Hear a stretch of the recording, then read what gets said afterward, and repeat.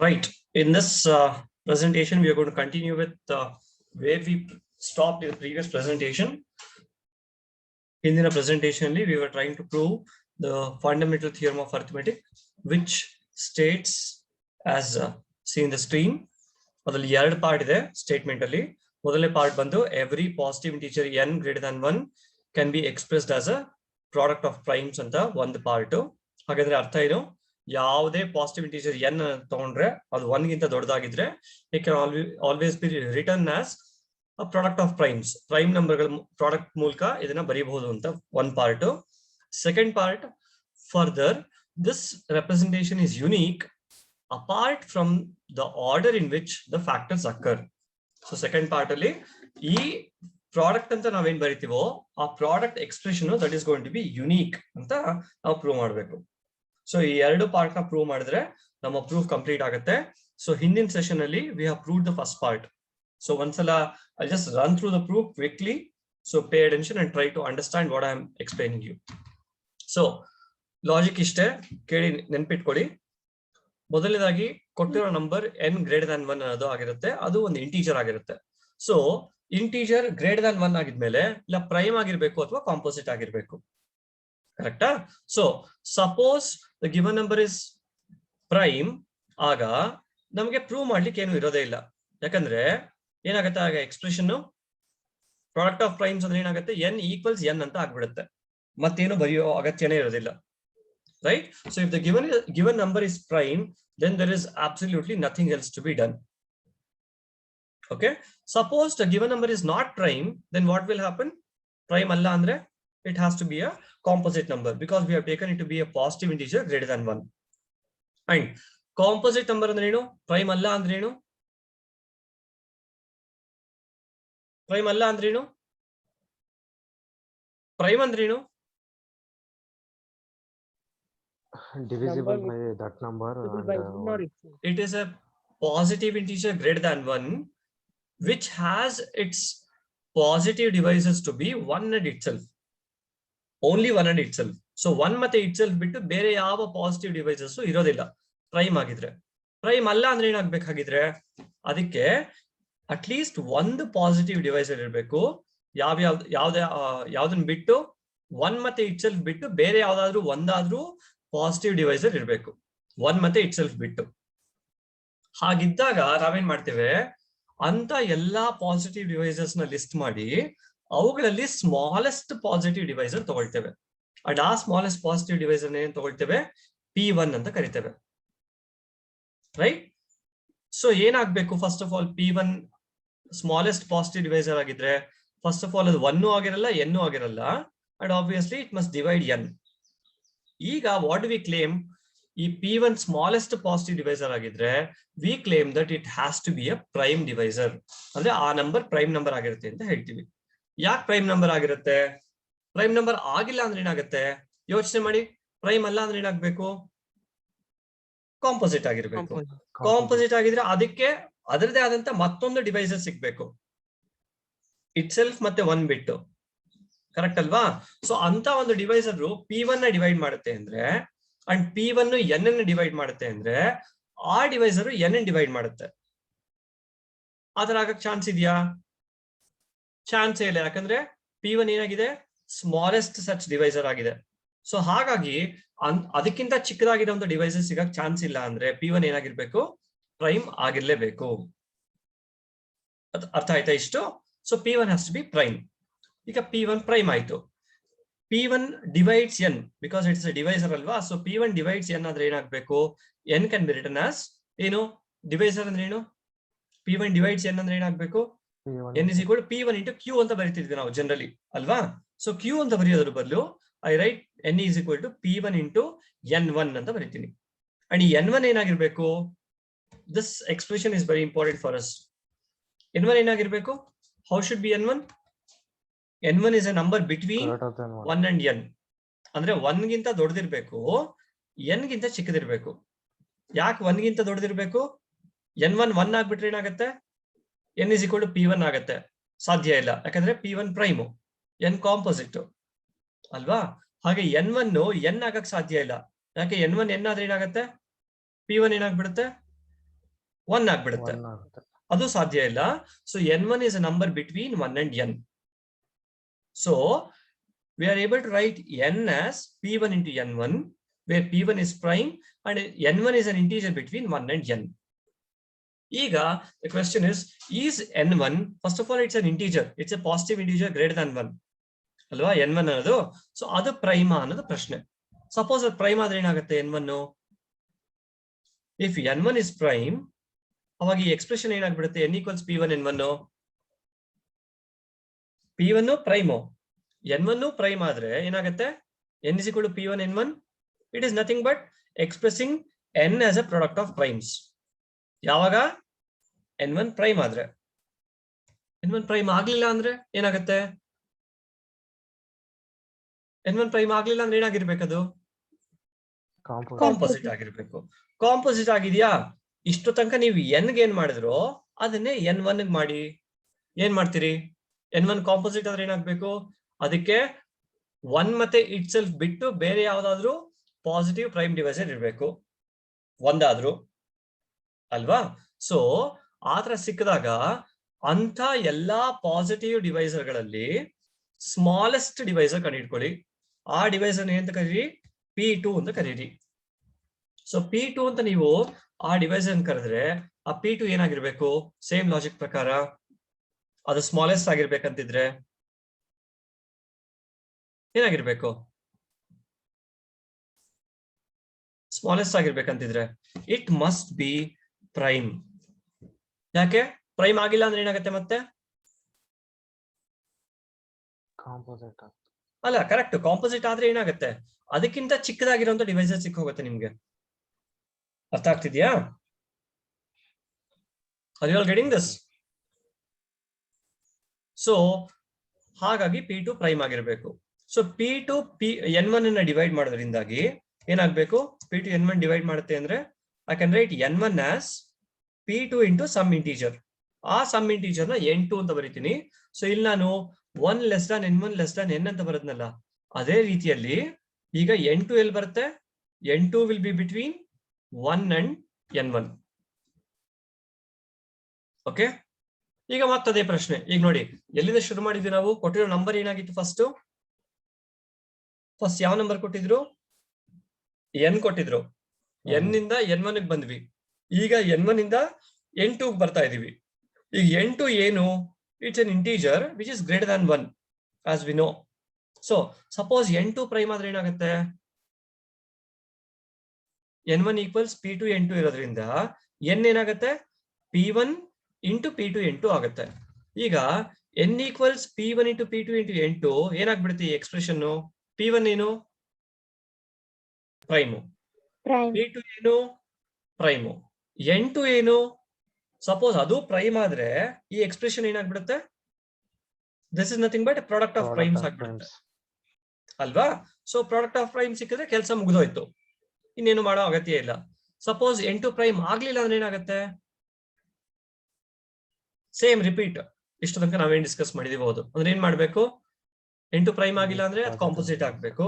Composite ಆದ್ರೆ ಅದಕ್ಕೆ ಮತ್ತೆ ಒಂದು ಸ್ಮಾಲೆಸ್ಟ್ ಡಿವೈಸರ್ ಕಡೆ ಇಟ್ಕೊಳ್ಳಿ. ಅಂಡ್ ಆ ಸ್ಮಾಲೆಸ್ಟ್ ಡಿವೈಸರ್ p3 ಅಂತ ಕರೆದ್ರೆ ಅದು ಪ್ರೈಮ್ ಆಗಿರ್ಬೇಕು ಅಂತ ಹೇಳ್ತೀವಿ. ಅರ್ಥ ಆಯ್ತಾ ಎಲ್ಲಾರ್ಗೂ? ಸೊ ದಿಸ್ ವೇ ರಿಪೀಟ್ ಮಾಡ್ತಾ ಇದ್ರೆ ಏನಾಗ್ತಾ ಹೋಗುತ್ತೆ? ಏನಾಗುತ್ತೆ ರಿಪೀಟ್ ಮಾಡ್ತಾ ಇದ್ರೆ? Repeating this process, we get a sequence of ni's. ಹೇಗಿರುತ್ತೆ ಆ sequence of ni's? First of all ನಿಮ್ಗೆ ನೆನಪಿದ್ರೆ 1 ಮತ್ತೆ n ಮಧ್ಯೆ ನಮ್ಗೆ n1 ಬಂತು, ಕರೆಕ್ಟ್ ಅಲ್ವಾ? ನೆನಪಿದ್ಯಾ ನಿಮ್ಗೆ ಈ ಎಕ್ಸ್ಪ್ರೆಷನ್? ನೋಡಿ, 1 ಮತ್ತೆ n ಮಧ್ಯೆ n1 ಬಂತು. ನೆಕ್ಸ್ಟ್ ಏನಾಯ್ತು? 1 ಮತ್ತೆ n1 ಮಧ್ಯೆ ಏನ್ ಬಂತು? n2 ಬಂತು. ಸೊ ಹಾಗಿದ್ರೆ ಅರ್ಥ ಏನು? 1 ಮತ್ತೆ n1 ಇವೆರಡರ ಮಧ್ಯೆ n2 ಬಂತು. ಸೊ ಎಲ್ಲಿ ಬರಿಬೇಕು n2 ನಾನು? ಸೊ 1 ಮತ್ತೆ n1 ಮಧ್ಯೆ 1 ಮತ್ತೆ n1 ಮಧ್ಯೆ ಕರೆಕ್ಟ್. ಸೊ n2 ಇಲ್ಲಿ ಬರುತ್ತೆ, ಲೆಸ್ ದ್ಯಾನ್ n1 ಬಂತು. ನೆಕ್ಸ್ಟ್ ಏನಾಯ್ತು? ನೆಕ್ಸ್ಟ್ ಏನ್ ಬಂತು? 1 ಮತ್ತೆ n2 ಮಧ್ಯೆ ಏನ್ ಬಂತು? n3 ಬಂತು ಅಲ್ವಾ? ಸೊ ಈಗ n3 ಎಲ್ಲಿ ಬರ್ಬೇಕು? 1 ಮತ್ತೆ n2 ಮಧ್ಯೆ. ಸೊ ಏನಾಗ್ಬೇಕಿಲ್ಲ ನಂಗೆ? 1 less than n3 less than n2 ಬರ್ಬೇಕು, ಕರೆಕ್ಟಾ? ನೆಕ್ಸ್ಟ್ ಸಪೋಸ್ n3 ಪ್ರೈಮ್ ಆಗ್ಲಿಲ್ಲ ಅಂದ್ರೆ ಏನಾಗುತ್ತೆ? ಯಾರು ಹೇಳ್ತೀರಾ? ಕಾಂಪೋಸಿಟ್ ಆಗುತ್ತೆ. ಕಾಂಪೋಸಿಟ್ ಆಗುತ್ತೆ. ಅವಾಗ ಮತ್ತೊಂದು n4 ಹುಟ್ಕೊಳ್ಳುತ್ತೆ, ಸರಿನಾ? ಸೊ ಹೀಗೆ ಹೋಗ್ತಾ ಹೋಗ್ತಾ ಹೋಗ್ತಾ ಹೋಗ್ತಾ ಏನಾಗುತ್ತೆ? n3 ಮತ್ತೆ 1 ಮಧ್ಯೆ n4 ಹುಟ್ಕೊಳ್ಳುತ್ತೆ. ನೆಕ್ಸ್ಟ್ n4 ಮತ್ತೆ 1 ಮಧ್ಯೆ n5 ಹುಟ್ಕೊಳ್ಳುತ್ತೆ, ಸರಿನಾ? ಸೊ ಹೀಗೆ ಹೋಗ್ತಾ ಹೋಗ್ತಾ ನಂಬರ್ಗಳು ಏನಾಗ್ತಾ ಹೋಗುತ್ತವೆ? ಇನ್ಕ್ರೀಸ್ ಆಗ್ತದೆ, ದೊಡ್ಡದಾಗುತ್ತೆ. ಚಿಕ್ಕದಾಗ್ತಾ ಹೋಗುತ್ತವೆ, ಕರೆಕ್ಟ್ ಅಲ್ವಾ? So we gonna get ni's to be smaller and smaller and smaller. So ಹೀಗೆ ಕಡಿಮೆ ಆಗ್ತಾ ಆಗ್ತಾ ಹೋದ್ರೆ ಮುಂದಕ್ಕೆ ಎಲ್ಲಿ ಹೋಗಿ ರೀಚ್ ಆಗುತ್ತೆ ಇದು? Zero. First of all which, ಇದನ್ನ ಹೇಳ್ತೀನಿ ನೋಡಿ, ವಿಚ್ ಕೆನಾಟ್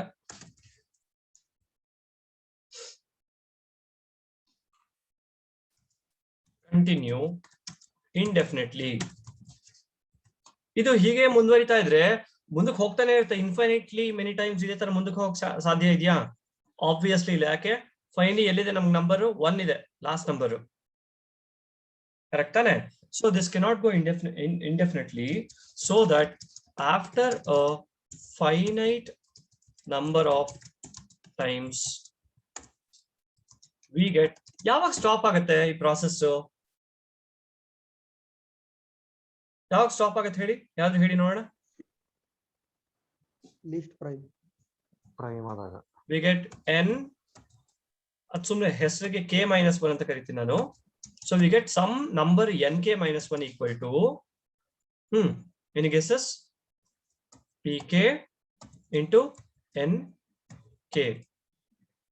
ನೋಡಿ ಇಲ್ಲಿ n2 ಈಕ್ವಲ್ಸ್ p3 n3 ಬಂತು, ಅದೇ ತರ n1 ಈಕ್ವಲ್ಸ್ p2 n2 ಬಂತು. ಸೊ n1 ಹೋಗಿ n2 ಆಯ್ತು, ಆಮೇಲೆ n3 ಬರುತ್ತೆ. ಹೋಗ್ತಾ ಹೋಗ್ತಾ ಹಾಗೆ ಯಾವ್ದೋ ಒಂದು kth ಸ್ಟೆಪ್ ಅಲ್ಲಿ nk-1 ಈಕ್ವಲ್ಸ್ pk nk ಅಂತ ಬರುತ್ತೆ. ವಿತ್ nk ಒಂದ್ ಕೆಲಸ ಮಾಡಿ, ಇದನ್ನ ಒಂದ್ ಸ್ಟೆಪ್ ಹಿಂದಕ್ಕೆ ತಗೋಣ, ಸೊ ದಟ್ ನಮ್ಗೆ ಡಿನೋಷನ್ಸ್ ಈಸಿ ಆಗುತ್ತೆ. So pk-1 nk-1 with nk-1, ಈ ಕೊನೆಯ ನಂಬರ್ ಏನಾಗಿರ್ಬೇಕು? nk-1 ಅದು ಪ್ರೈಮ್ ಆಗಿರ್ಬೇಕು. ಅರ್ಥ ಆಯ್ತಾ? ಪ್ರೈಮ್ ಆದಾಗ ತಾನೇ ಸ್ಟಾಪ್ ಆಗಕ್ಕೆ ಸಾಧ್ಯ ಇದು. ಸೊ ಪ್ರೈಮ್ ಆಗಿದೆ ಅಂದ್ರೆ ಯೂಶಲಿ ಪ್ರೈಮ್ ನಂಬರ್ಸ್ ನಾವು ಯಾವ ತರ ಡಿನೋಟ್ ಮಾಡ್ತೀವಿ? ಪಿ ಸಫಿಕ್ಸ್ ಆಗಿ ಡಿನೋಟ್ ಮಾಡ್ತೀವಿ ಅಲ್ವಾ? ಸೊ ನಾವು ಅದನ್ನ ಏನ್ ಹೇಳ್ತೀವಿ? ಸೇ ಆ ಪ್ರೈಮ್ nk-1 ಪ್ರೈಮ್ ಆಗಿರೋದ್ರಿಂದ we call that as say pk. Okay, then we have, ಈಗ ನೋಡಿ ಈ ಎಕ್ಸ್ಪ್ರೆಷನ್, ಫೈನ್ ಎಕ್ಸ್ಪ್ರೆಷನ್ ನಮ್ಗೆ ತುಂಬಾನೇ ಮುಖ್ಯ. ಫಸ್ಟ್ ಆಫ್ ಆಲ್ n ಏನಾಗಿತ್ತು? p1 n1 ಆಗಿತ್ತಲ್ವಾ? Prime. So n was p1 n1.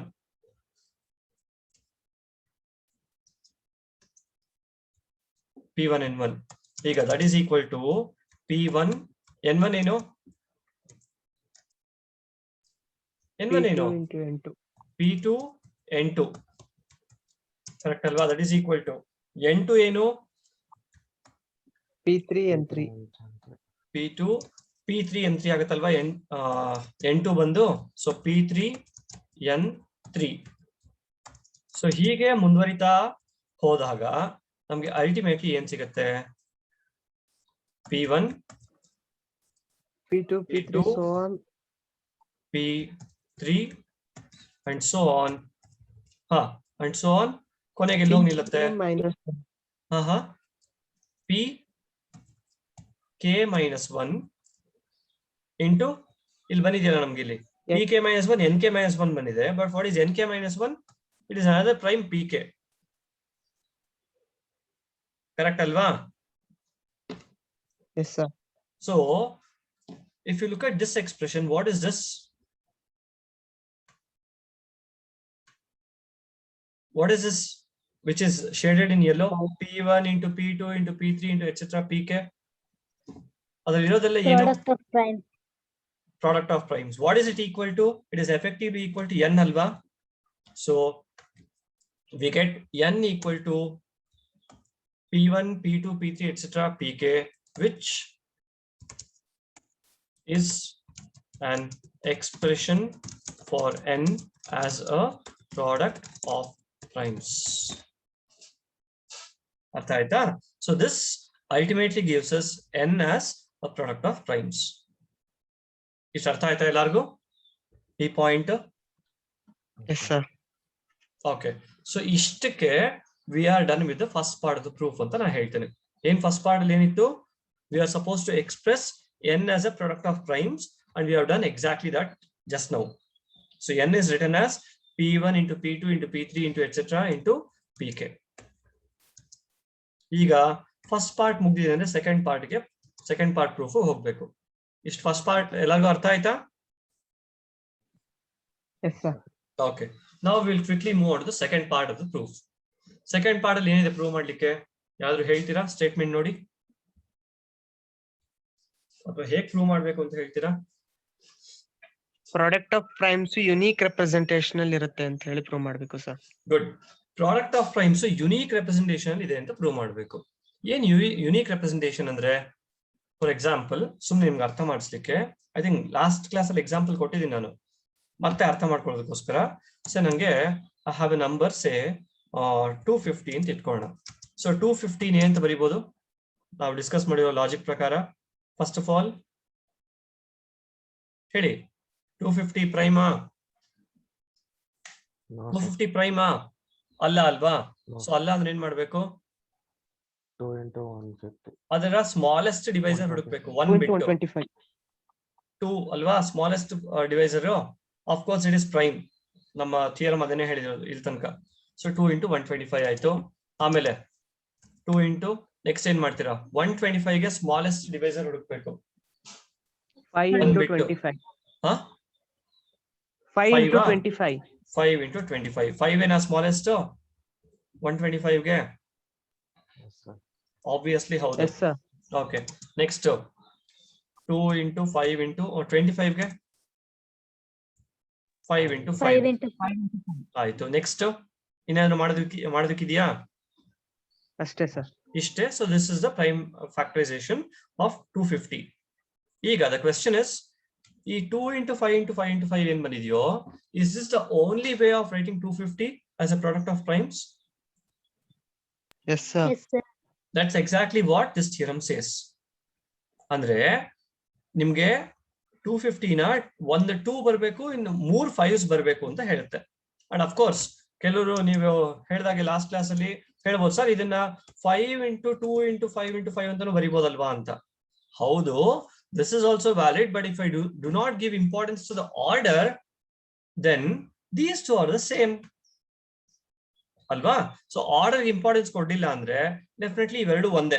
So order importance ಕೊಡ್ತಿಲ್ಲ ಅಂದ್ರೆ ಬೇರೆ ಯಾವ್ದಾದ್ರು ರೀತಿಯಲ್ಲಿ ಬರೆಯಕ್ ಸಾಧ್ಯ ಆಗತ್ತಾ ಅಂತ ಕೇಳಿದಾಗ obviously the answer is no. Correct ತಾನೆ? So we are going to exactly prove that part in the second part of the proof general ಆಗಿ. ಓಕೆ. ಸೊ ಹೇಗ್ ಪ್ರೂವ್ ಮಾಡೋದು? ಯುನೀಕ್ ಅಂದ್ರೆ ಅರ್ಥ ಏನು? ಆಸ್ ಆಲ್ವೇಸ್, ಅಥವಾ ಯುನೀಕ್ ಅಂತ ಹೇಗ್ ಪ್ರೂವ್ ಮಾಡೋದು? ಹೇಗೆ ಪ್ರೂವ್ ಮಾಡಿದ್ವಿ ಯುನೀಕ್ ಅಂತ? Now to prove that the representation is unique, we suppose that ಏನಂತ ಸಪೋಸ್ ಮಾಡ್ತೀವಿ? First we suppose that n can be written in 2 different forms. First of all, unique ಅಂತ ತಾನೇ ನಾವು prove ಮಾಡ್ಬೇಕಾದ್ರು. So we suppose that n can be written as p1 into p2 into etc. into pk. ಅದೇ ತರ ಮತ್ತೊಂದು ರೀತಿಯಲ್ಲಿ ಬರೆಯಕ್ಕಾಗತ್ತೆ ಅಂತ assume ಮಾಡ್ತೀವಿ. ಮತ್ತೊಂದು ರೀತಿಯಲ್ಲಿ ಅಂದ್ರೆ ಅರ್ಥ ಏನು? It is something like q1 into Q2 into Q3 into etc. etc. Q say M ಅಂತ ತಗೊಳ್ತೀನಿ ನಾನು. ಇಲ್ಲಿ M ಅಂತ ಯಾಕೆ ತಗೊಳ್ತೀನಿ ಅಂದ್ರೆ ಇಲ್ಲಿ ಎಷ್ಟು ನಂಬರ್ಸ್ ಬಂದಿದಾವೆ ಇಲ್ಲಿ P ಗಳಲ್ಲಿ K ನಂಬರ್ಸ್ ಬಂದಿವೆ ಅಲ್ವಾ? ಬಟ್ Q ಅಲ್ಲೂ K ನಂಬರ್ಸೇ ಬರ್ಬೇಕಂತಿಲ್ಲ, ಯುನಿಕ್ ಅಲ್ಲ ಅಂತ ಆದ್ರೆ. ಓಕೆನಾ? So I assume that n can be written in two different forms, P1, P2, P3, etc. Pk and Q1, Q2, Q3, etc. Qm. ಹೀಗೆ ಬರೆಯಕ್ ಸಾಧ್ಯ ಆಗತ್ತಾ ಅಂತ ನೋಡ್ತೀನಿ. ಕೊನೆಗೆ ಏನ್ ಬರ್ಬೇಕು?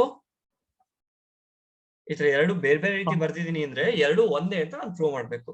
ಎರಡು ಒಂದೇ ಅಂತ ಹೆಂಗ್ ಪ್ರೂವ್ ಮಾಡ್ತೀನಿ ಗೊತ್ತಾ? I'm going to finally prove that P1 is nothing but Q1, P2 is nothing but Q2, P3 is nothing but Q3 and so on. And ಇಲ್ಲಿ K ಮತ್ತೆ M ಅಂತ ತಗೊಳ್ತಿದ್ದೀನಲ್ಲ, ಅವೆರಡು ಬೇರೆ ಬೇರೆ ಅಲ್ಲ, ನಂಬರ್ ಆಫ್ ಟರ್ಮ್ಸ್ ಎರಡು ಸೇಮ್ ನಂಬರ್ ಬರುತ್ತೆ ಅಂತ ಪ್ರೂವ್ ಮಾಡ್ತೀನಿ. ಅರ್ಥ ಆಯ್ತಾ ಎಲ್ಲಾರ್ಗು ಏನ್ ಪ್ರೂವ್ ಮಾಡ್ತೀನಿ ಅಂತ? ಇಷ್ಟು ನಿಮ್ಗೆ ಅರ್ಥ ಆದ್ರೆ proving is very easy, this part is. So ಇಲ್ಲಿ P1 ಏನು, P1 P2 ಎಲ್ಲ ಏನು? Q1. Product of primes.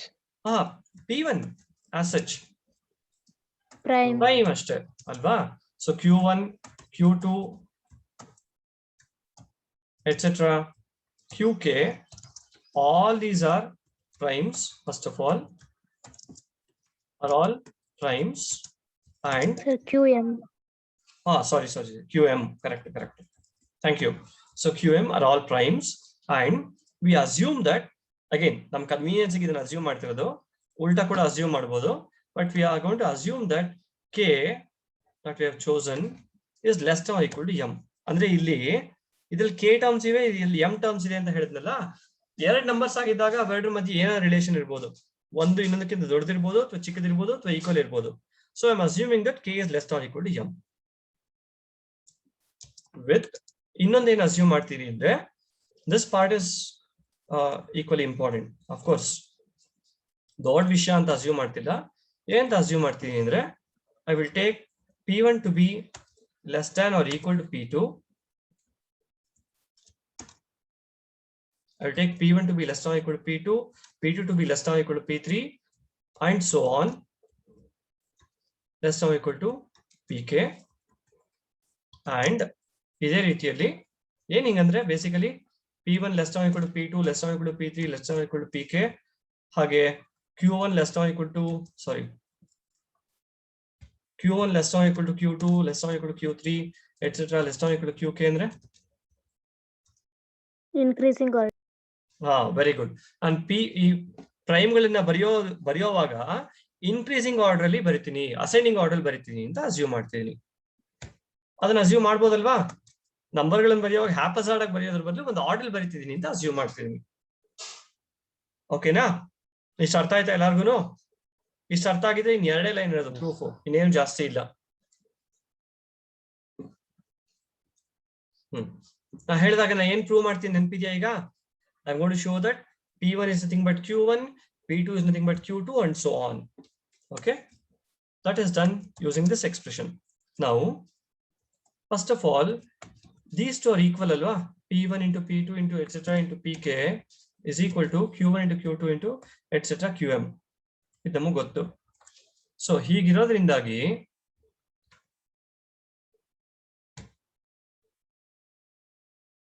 ಸಾರಿ ಒಂದು ನಿಮಿಷ,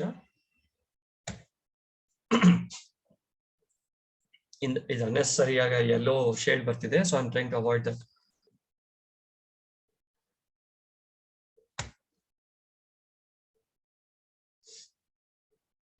So P1 into P2 into etc. into Pk is equal to Q1 into Q2 into etc. Qm ಅಂತ ನಮಗೆ ಬಂದಿದೆ ಈಗ. So look at this. ಈಗ ನಾ ಇದೇ ಎಕ್ಸ್ಪ್ರೆಷನ್ ಅನ್ನ ಹೀಗೆ ಅರ್ಥ ಮಾಡ್ಕೊಂಡ್ರೆ, P1 into some number equals Q1 Q2 into etc. into Qm ಅಂತ ಅರ್ಥ ಮಾಡ್ಕೋಬಹುದು ಸಹಜವಾಗಿ. ಏನ್ ಅರ್ಥ ಬರುತ್ತೆ, ಏನ್ ಇಂಪ್ಲಿಕೇಶನ್ ಸಿಗುತ್ತೆ? Can I say that from that P1 divides this whole product Q1 Q2 etc. Qm? ಹೇಳ್ಬೋದಾ ಹೀಗೆ? P1 into some number equals Q1, Q2, etc. QM ಆಗಿದೆ ಅಂದ್ರೆ ಏನ್ ಅರ್ಥ? ನಾವು usually ಬರಿತೀವಲ್ಲ B equals A into Q ಅಂತ ಬರೆದ್ರೆ ಅರ್ಥ ಏನು? A divides B ಅಂತಾನೆ, ಹೌದಾ ಅಲ್ವಾ? Yes, sir. Yes, sir. Yes or no? B equals AQ ಅಂತ ಬರೆದ್ರೆ Yes, sir. A divides B ಅಂತ ಅಲ್ವಾ ಅರ್ಥ? ಸೊ ಇದು B ತರ ಇದೆ ಅಂತ ಇಟ್ಕೊಳ್ಳಿ. ಇದನ್ನ A ಅಂತ ತಗೊಂಡು ಇದನ್ನ Q ಅಂತ ತಗೊಂಡ್ರೆ A divides B ಆಗುತ್ತೆ. So P1 divides Q1 into Q2 into etc. into QM ಅಂತ ಆಗುತ್ತೆ. ಓಕೆ ಓಕೆ, ಈಗ ಇದೊಂದು ಪಾಯಿಂಟ್ ಒಂಚೂರು ಗಮನ ಇಟ್ಟು ನೋಡಿದ್ರೆ ಅರ್ಥ ಆಗುತ್ತೆ. P1 ಏನು? What is P1? Prima? Yes sir.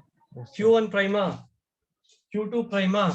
Q3 Prima? ಎಲ್ಲದು ಪ್ರೈಮ್ ನಂಬರ್ಗಳೇ ಅಲ್ವಾ ಇರೋದು? Q1, Q2, Q3 etcetera QM ಇವೆಲ್ಲ ಪ್ರೈಮ್ ನಂಬರ್ಗಳೇ ಅಲ್ವಾ? ಈಗ ಒಂದು ಸಿಂಪಲ್ ಪ್ರಶ್ನೆ ಕೇಳ್ತೀನಿ, try to answer this.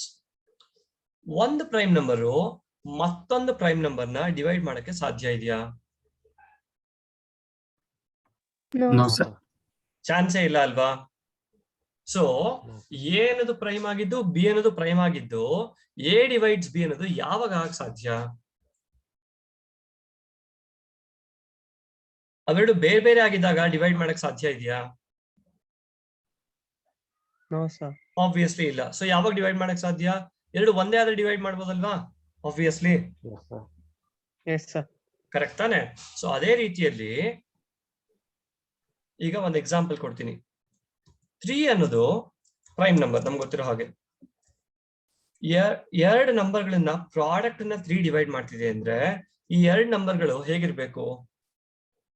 3 divides what all numbers? 3 minus ಅಲ್ಲ, ಮೈನಸ್ ಬೇಡ, ಪ್ರಾಡಕ್ಟ್ ಇರ್ಬೇಕು. ಎರಡು ನಂಬರ್ಗಳು ಇರ್ಬೇಕು ನಂಗೆ ಇಲ್ಲಿ ಇದ್ದಾಗ ಈ ಎರಡು ನಂಬರ್ಗಳಲ್ಲಿ ಒಂದಾದ್ರೂ 3 ಇಂದ ಡಿವೈಡ್ ಆಗ್ಲೇಬೇಕಾ? Yes, sir. ಹೌದಾ ಅಲ್ವಾ?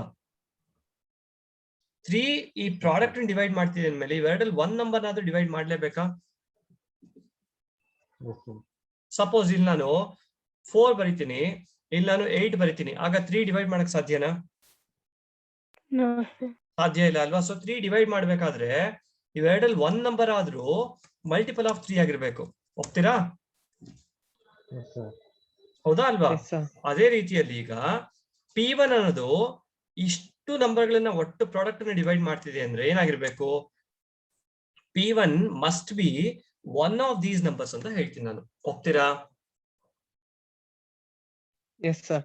ನೋಡಿ, P1 prime, Q1, Q2, Q3 etcetera QM ಇವೆಲ್ಲ ಪ್ರೈಮ್ಗಳು.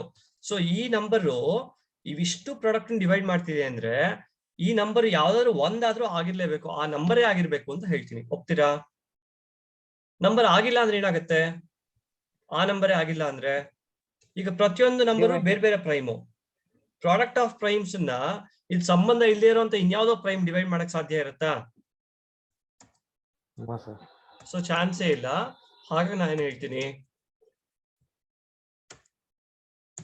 ದಿಸ್ ಇಂಪ್ಲೈಸ್ ದಟ್ ಏನು P1 should be equal to ಈ Q1, Q2, Q3 etcetera QM ಇದೆಯಲ್ಲ, ಇವುಗಳಲ್ಲಿ ಯಾವುದೋ ಒಂದು QR ಅಂತ ನಾ ಹೇಳ್ತೀನಿ. For some 1 less than or equal to R less than or equal to M ಅಂತ ಹೇಳ್ತೀನಿ. ಅಂದ್ರೆ ಅರ್ಥ ಏನು? 1 less than or equal to R less than or equal to M ಅಂದ್ರೆ ಈ Q1, Q2, Q3 etcetera QM ಇದೆಯಲ್ಲ, ಇವಿಷ್ಟರಲ್ಲಿ ಯಾವುದೋ ಒಂದು QI ಗೆ P1 ಈಕ್ವಲ್ ಆಗಿರ್ಬೇಕು ಅಂತ ಹೇಳ್ತಿದ್ದೀನಿ. ಕರೆಕ್ಟಾ ಇದು ನಾ ಹೇಳಿದ್ದು? Is this okay? Yes, sir. Okay. Or in other words, look at this.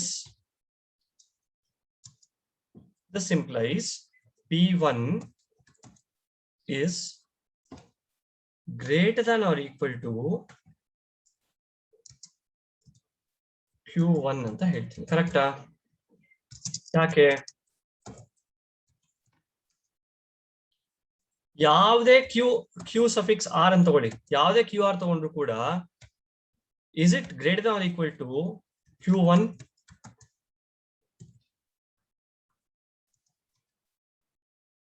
ಈ Q1 Q2 Q3 ಇವಿಷ್ಟರಲ್ಲೂ ನೋಡಿ ಇಲ್ಲಿ ಸ್ಮಾಲೆಸ್ಟ್ ಯಾವುದು Q1 Q2 Q3 et cetera QM ಅಲ್ಲಿ ಸ್ಮಾಲೆಸ್ಟ್ ಯಾವುದು Q1 ಅಲ್ವಾ ಈ ಎಕ್ಸ್ಪ್ರೆಷನ್ ಪ್ರಕಾರ. Yes, sir. ಸೊ ಅದೇ ಸ್ಮಾಲೆಸ್ಟ್ ಆಗಿರೋದ್ರಿಂದ ನೀವು ಯಾವುದೇ ಕ್ಯೂಗಳನ್ನು ತಗೊಂಡ್ರು ಕೂಡ that must be greater than equal to Q1. So automatically ಇಲ್ಲಿ ಏನಾಗುತ್ತೆ P1 is going to be greater than equal to Q1 ಅಂತ ಆಗುತ್ತೆ. ಅರ್ಥ ಆಯ್ತಾ ಇದು ಎಲ್ರಿಗೂ? Yes, sir. ಇದರ್ಥ ಆದ್ರೆ ಇನ್ನೊಂದು ಪಾರ್ಟ್ ಇದೇ ರೀತಿಯಲ್ಲಿ ಬರುತ್ತೆ, ನೋಡ್ಕೊಂಬಿಡಿ. ಈಗ ಸೇಮ್ ಟು ಸೇಮ್ ಎಕ್ಸ್ಪ್ರೆಷನ್ ಮತ್ತೆ ಬರ್ಕೊಳ್ತೀನಿ, ಬಟ್ ಬರ್ಕೊಳ್ಳುವಾಗ ಏನ್ ಮಾಡ್ತೀನಿ, ಒಂಚೂರು left hand side right hand side interchange ಮಾಡ್ತೀನಿ ನಿಮ್ಗೆ ಅರ್ಥ ಆಗ್ಲಿ ಅನ್ನೋದಕ್ಕೋಸ್ಕರ. Okay, so P1 P2 etcetera PK equals Q1 Q2 etcetera QM ಅನ್ನೋದನ್ನ ಫಸ್ಟ್ QI ಗಳು ಆಮೇಲೆ PI ಗಳು ಬರೆದ್ರೆ ಏನ್ ಬರುತ್ತೆ ನಂಗೆ ನೋಡಿ, ಇಲ್ಲಿ ಬ್ರಾಕೆಟ್ ಇಲ್ಲಿ ತೆಗಿತೀನಿ, ಇಲ್ಲಿ ಹಾಕ್ತೀನಿ. ಸೊ ಇದರ ಅರ್ಥ ಏನಾಗುತ್ತೆ, what does this mean? Same logic ಪ್ರಕಾರ ಇಂಪ್ಲೈಸ್ ದಟ್, ಹೇಳಿ, Q1 divides P1 P2 Q1 P3 so on. divides P1 P2 etcetera PK, ಕರೆಕ್ಟಾ? Yes, sir. ಸೇಮ್ ಈಗ Q ಮತ್ತೆ Q1 prime, P1 P2 P3 etcetera PK ಎಲ್ಲಾವುದು ಪ್ರೈಮ್ಗಳು. So ಹಾಗಿದ್ದಾಗ ಏನಾಗ್ಬೇಕು ಹೇಳಿ? Q1 must be equals to Q1 P2 must be equal to some P suffix some S for some 1 less than or equal to S less than or equal to K. PK. ಅದರ ಅರ್ಥ ಏನು? ಮತ್ತದೇ ಕಥೆ, Q1 equals PS ಆದ್ರೆ Q1 must be greater than or equal to P1 ಅಂತ ಹೇಳ್ತೀನಿ. ಯಾಕೆ?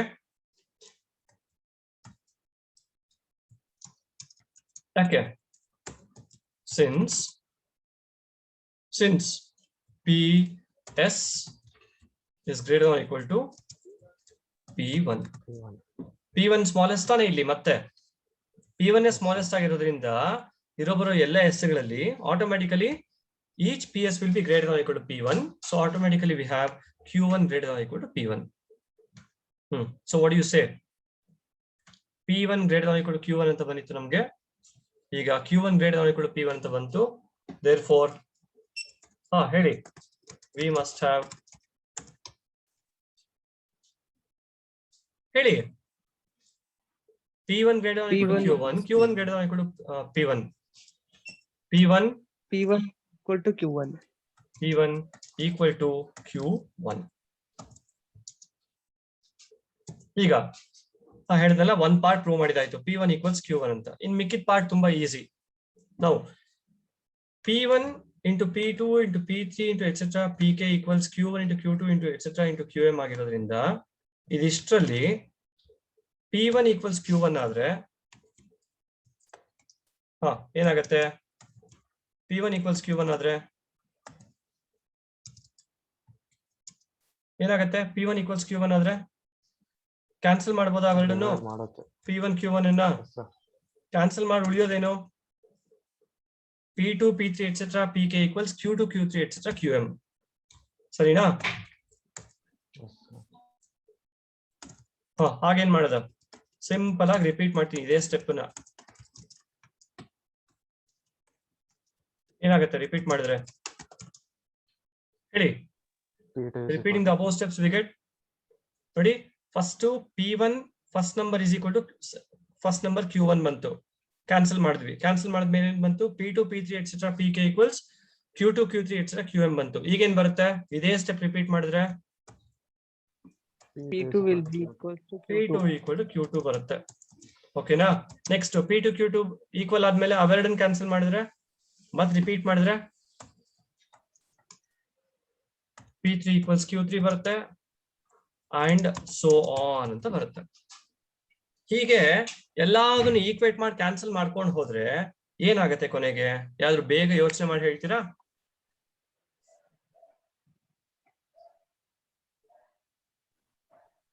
Both representations are same.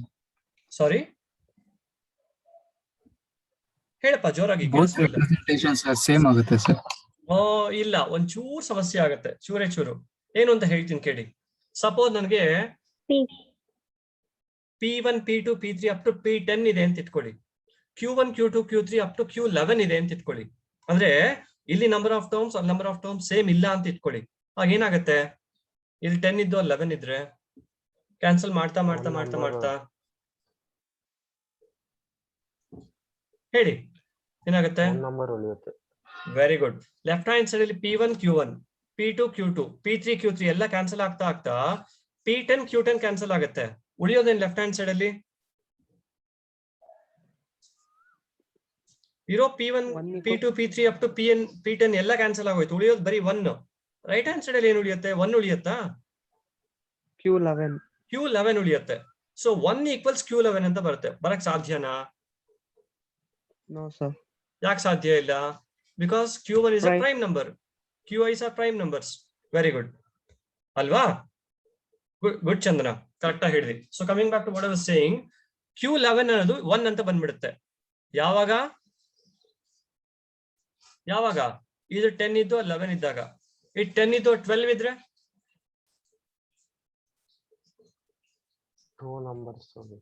ಏನಂತ ಬರುತ್ತೆ? ಲೆಫ್ಟ್ ಹ್ಯಾಂಡ್ ಸೈಡ್ 1 ಬರುತ್ತೆ, ರೈಟ್ ಹ್ಯಾಂಡ್ ಸೈಡ್ ಅಲ್ಲಿ Q11 ಇಂಟು Q12 ಅಂತ ಬರುತ್ತೆ. ಆತರ ಬರಕ್ ಸಾಧ್ಯನಾ? ಮ್ಯಾಥಮೆಟಿಕಲಿ ಸರಿಯಾಗತ್ತಾ ಆತರ? ಈಗ ಅದನ್ನ ಇಲ್ಲಿ ಹೇಳ್ತೀನಿ ನೋಡಿ. ನಾವು suppose K is not equal to M ಅಂತ ತಗೊಳ್ತೀನಿ. ಈಗ ಅದೇ ತರ ನಾನು ಕೇಸ್ ತಗೊಳ್ತಿರೋದು ಜನರಲ್ ಆಗಿ. K not equal to M ಆದಾಗ ಏನಾಗುತ್ತೆ? Then we get ಏನಾಗುತ್ತೆ, ಕ್ಯಾನ್ಸಲೇಷನ್ ಎಲ್ಲ ಆದ್ಮೇಲೆ 1 equals QK plus 1 QK plus 2 et cetera QM ಅಂತ ಬರುತ್ತೆ. ಆಯ್ತಾ? Which is not possible. ಯಾಕೆ ಯಾರಾದ್ರೂ ಹೇಳ್ತೀರಾ? ಸಿನ್ಸ್ ಏನು? Why is this not possible? Since Q is prime. QRs are primes. So K not equal to M ಅಂತ ತಗೊಂಡ್ರೆ ಆಗ ನಮ್ಗೆ ಈ ತರ ಎಕ್ಸ್ಟ್ರಾ ಟರ್ಮ್ಸ್ ಬರ್ತವೆ ರೈಟ್ ಹ್ಯಾಂಡ್ ಸೈಡ್ ಅಲ್ಲಿ. ಸೊ ಎಕ್ಸ್ಟ್ರಾ ಟರ್ಮ್ಸ್ ಬರೋ ಹಾಗಿಲ್ಲ. ಸೊ ನಾಟ್ ಈಕ್ವಲ್ ಆಗ್ಬಾರ್ದು ಅಂದ್ರೆ ಏನಾಗ್ಬೇಕು ಹೇಳಿ? We should have K equals M so that the representation is unique. ಅರ್ಥ ಆಯ್ತಾ? K equals M ಅಂತ ಬಂತು. P1 equals Q1, P2 equals Q2, P3 equals Q3, etc. PK equals QK ಅಂತ ಬರುತ್ತೆ. That completes the proof. ಅರ್ಥ ಆಯ್ತಾ? Yes, sir. Okay, so this completes the proof. ಕೊನೆ ಪಾಠ ಇನ್ನೊಂದ್ಸಲ ನಿಧಾನಕ್ಕೆ ನೋಡಿ. I'm going to share the video with you quickly after this class. So this completes the proof of the fundamental